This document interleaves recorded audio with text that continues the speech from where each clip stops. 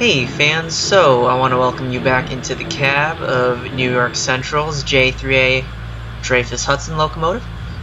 We are back in this locomotive today to show off some of the major improvements I've made to the physics performance of this locomotive. So just to preface, I did some research online and I was able to find some very good data on the performance of the Hudson locomotive, which I will include in a quick cutaway shortly. But I was able to use this data to basically model the tractive effort curve of this locomotive and pair it with the exact test train that was used to test its performance. So what we have behind us today is going to be a 15-car 1,005-ton train behind us, and according to the test data we should be able to accelerate this train to a top speed of 90 to 91 miles an hour in about 20 minutes. Some intermittent speeds that we should hit between 0 and 90, we should be able to get to 60 miles an hour in about 5 minutes, 80 miles an hour in 10 minutes.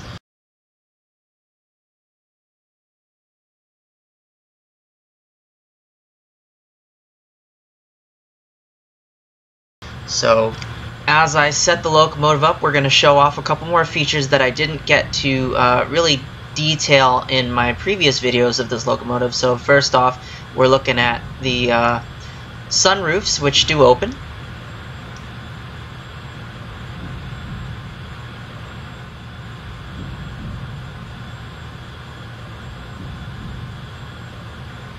Functioning stoker jet controls.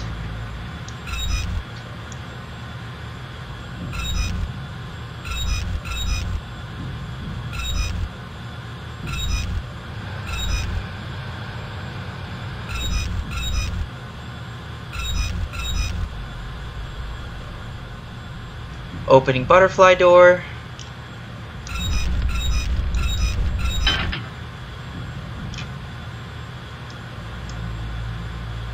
Which you can actually lock manually open, which is neat.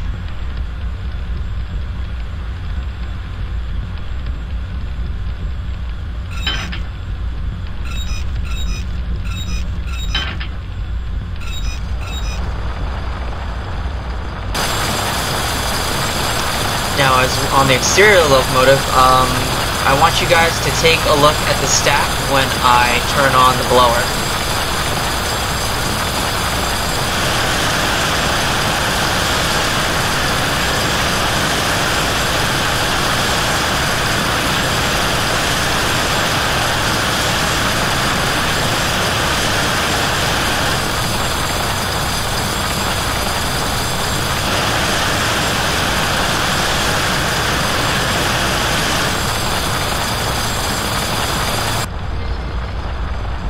Alright, so those are some of the additional features that I wasn't able to detail before, or that I just forgot to or discovered after the fact.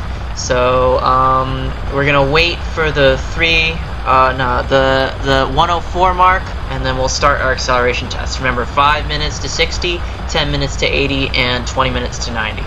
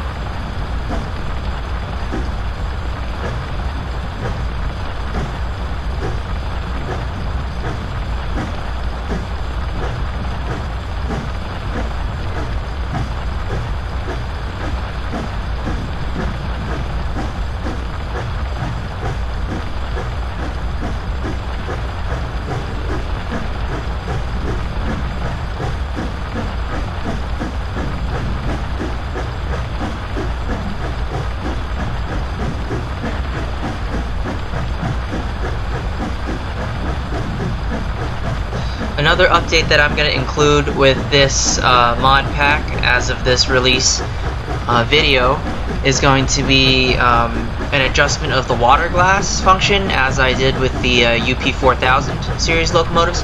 It's not present yet as I'm recording this video, but as soon as I'm done recording the video, I will go back and edit that, and that'll be part of the upgrade. What I'm planning on doing is I'm going to probably limit the water glass sight to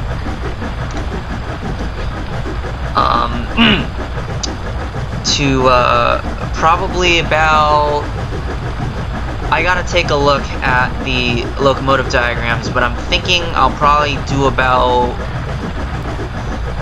95% to either 80 or 75. I have to see how the bottom of the water glass relates to the top of the crown sheet in the locomotive diagram. Another thing you're going to see me do a little bit differently as I'm conducting the speed test is I'm not actually going to notch back on the reverse gear all that much. This is due to, again, finding test data online from New York Central that shows that actually the maximum power curve achievable for these locomotives, it was using pretty high cutoff settings all the way through up to maximum speed. So while I wasn't able to find cutoff settings for the Hudson specifically, I was able to find cutoff settings for the Niagara, the 484 Niagara, and according to the test data, maximum drawbar maximum indicated cylinder horsepower at 90 miles per hour was generated using 53% cutoff on the reverse gear. So that's actually pretty high. So I've set this locomotive, the Hudson locomotive, in the simulation to use a cutoff setting of about 50% at 90 miles an hour to generate the quote-unquote maximum indicated cylinder horsepower readings. So we're going to be notching back just a tiny bit in a couple of seconds.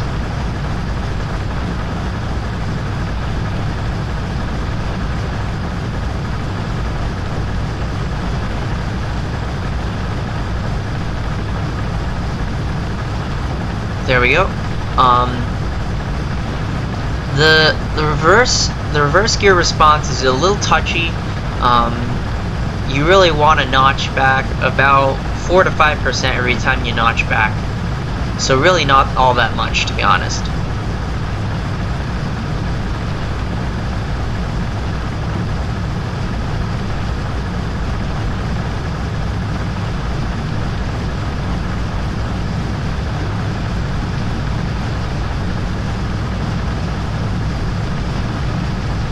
Once again, a reminder, we started the acceleration test just around 104, so we're coming up on the 5-minute mark pretty soon. We are approaching 60 miles an hour, so the test is holding true.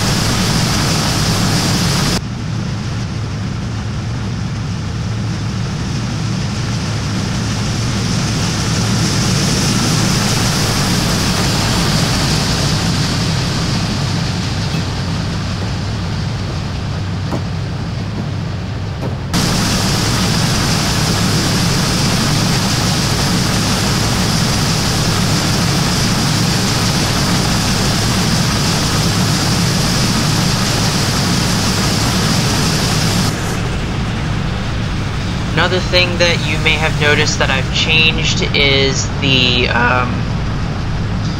maximum boiler pressure setting. I've upped it by 10 pounds from 265 to 275 based on the literature that I've read.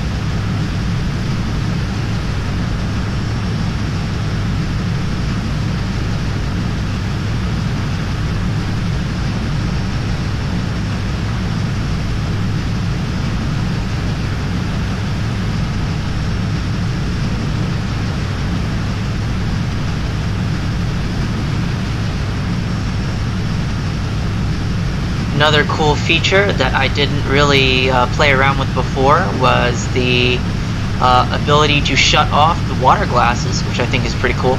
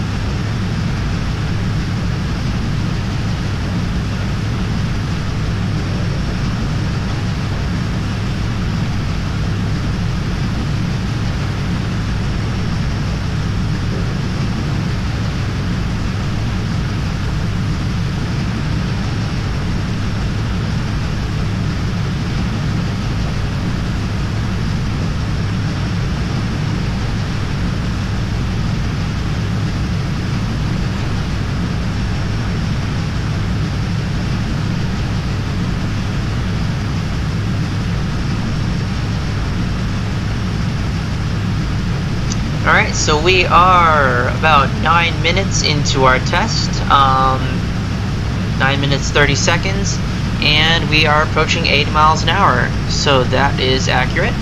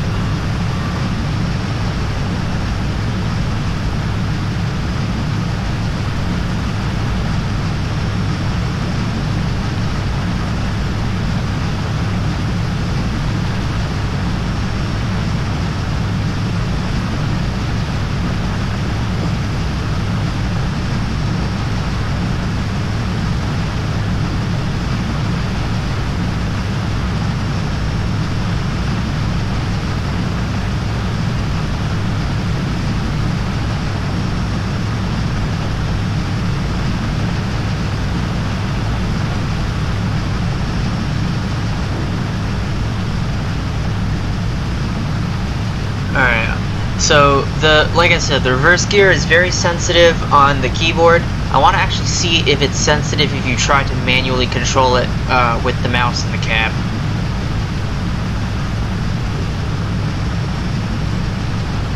Now it's actually a little better.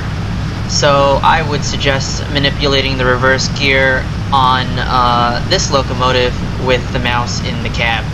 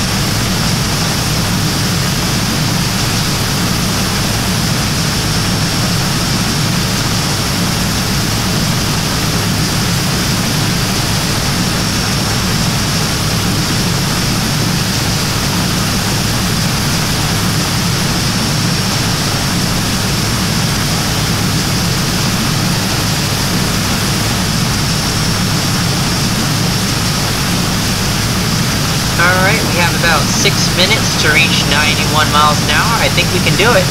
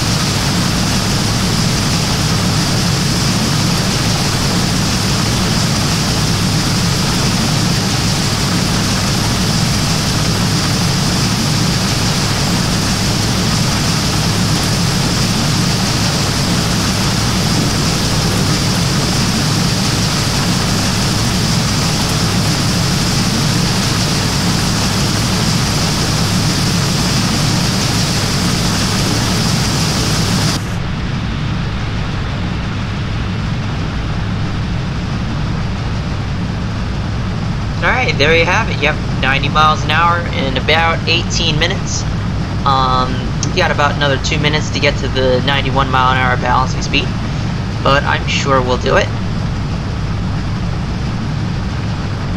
Bring this train on into Providence and call it a day. Once again, as usual, everything you need to know about what you need to make this mod work and where to find this locomotive and the accompanying passenger cars are going to be in the video description. Feel free to leave your comments below if you have any additional questions and whatnot, and I'll be happy to answer them. As always, thanks for watching, and until next time, I'll see you.